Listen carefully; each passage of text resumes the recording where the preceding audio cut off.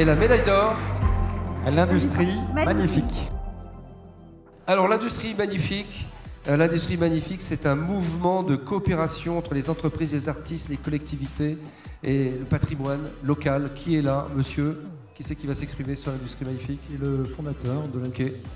Alors racontez-nous, ça se passe à quel endroit en France? Alors ça se passe en Alsace, à Strasbourg.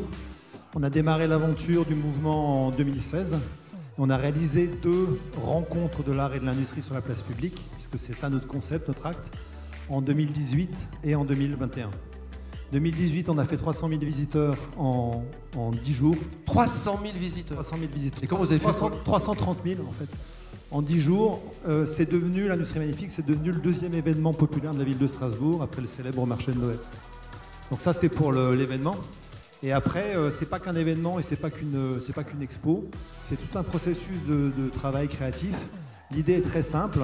Vous prenez un territoire, en l'occurrence l'Alsace, il y a des entreprises, vous proposez à ces entreprises de travailler avec un artiste dans un processus de 6 à 18 mois. Processus de création qui consiste à créer une œuvre monumentale qui représente l'entreprise, en tout cas qui a un lien avec l'entreprise, et qui est le fruit du savoir-faire croisé entre l'artiste et l'entreprise. Et ensuite, avec les collectivités, vous organisez la première expo sur les places publiques dans le cadre d'une sorte de galerie d'art à ciel ouvert. Alors Caroline, pourquoi ça a passionné le jury? Alors, c'est vrai que félicitations parce que là, tout le jury, on était à l'unanimité infiniment, pour ce projet.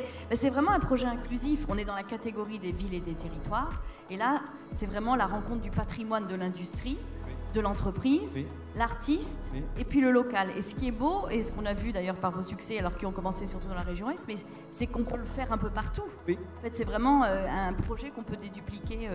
Donc un très très beau projet, bravo. Alors, j'ai vu que c'est une centaine d'œuvres d'art qui ont été produites.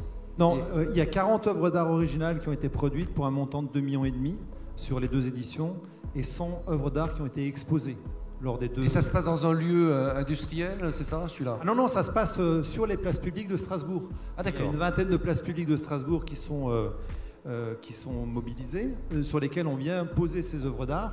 Et tout au long du festival, qui dure 10 jours, les artistes, les entreprises rencontrent les passants, parce que c'est pour les citoyens, c'est gratuit.